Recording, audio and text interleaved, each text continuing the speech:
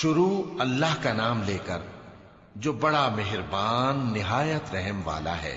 ان فرشتوں کی قسم جو ڈوب کر کافروں کی جان کھینچ لیتے ہیں اور ان کی جو مومنوں کی جان آسانی سے نکالتے ہیں، اور ان کی جو تیرتے ہوئے جاتے ہیں پھر لپک کر آگے بڑھتے ہیں، پھر دنیا کے کاموں کا انتظام کرتے ہیں کہ وہ دن آ کر رہے گا جس دن وہ زلزلہ آئے گا، پھر اس کے پیچھے اور زلزلہ آئے گا۔ اس دن لوگوں کے دل خوف زدہ ہوں گے اور آنکھیں جھکی ہوئی۔ کافر کہتے ہیں کیا ہم الٹے پاؤں پھر لوٹیں گے؟ بھلا جب ہم کھوکھلی ہڈیاں ہو جائیں گے تو پھر زندہ کیے جائیں گے؟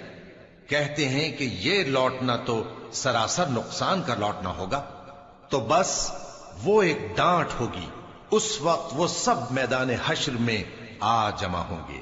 بھلا تم کو موسیٰ کی حکایت پہنچی ہے جب ان کے پروردگار نے ان کو پاک میدان یعنی طویٰ میں پکارا اور حکم دیا کہ فرعون کے پاس جاؤ کہ وہ سرکش ہو رہا ہے، پھر اس سے کہو کہ کیا تو چاہتا ہے کہ پاک ہو جائے اور میں تجھے تیرے پروردگار کا رستہ بتاؤں تاکہ تجھ کو خوف پیدا ہو؟ غرض انہوں نے اس کو بہت بڑی نشانی دکھائی مگر اس نے جھٹلایا اور نہ مانا، پھر لوٹ گیا اور تدبیریں کرنے لگا۔ سو اس نے لوگوں کو اکٹھا کیا، پھر بلند آواز سے بولا، سو کہنے لگا کہ تمہارا سب سے بڑا مالک میں ہوں۔ تو اللہ نے اس کو دنیا اور آخرت دونوں کے عذاب میں پکڑ لیا۔ جو شخص اللہ سے ڈر رکھتا ہے اس کے لیے اس قصے میں عبرت ہے۔ بھلا تمہارا بنانا مشکل ہے یا آسمان کا؟ اللہ نے اس کو بنایا، اس کی چھت کو اونچا کیا، پھر اسے برابر کر دیا، اور اسی نے رات تاریک بنائی اور دن کو دھوپ نکالی، اور اس کے بعد زمین کو پھیلا دیا۔ اسی نے زمین میں سے اس کا پانی نکالا اور چارہ اگایا اور اس پر پہاڑوں کا بوجھ رکھ دیا۔ یہ سب کچھ تمہارے اور تمہارے مویشیوں کے فائدے کے لیے کیا۔ پھر جب وہ بہت بڑی آفت آئے گی اس دن انسان جو محنت وہ کرتا رہا یاد کرے گا، اور دوزخ دیکھنے والے کے سامنے لا کر رکھ دی جائے گی۔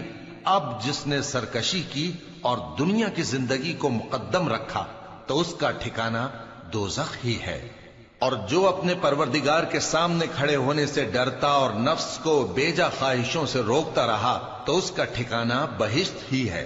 اے پیغمبر صلی اللہ علیہ وآلہ وسلم، لوگ تم سے قیامت کے بارے میں پوچھتے ہیں کہ اس کی آمد کب ہے، سو تم اس کے ذکر کی طرف سے کس فکر میں ہو؟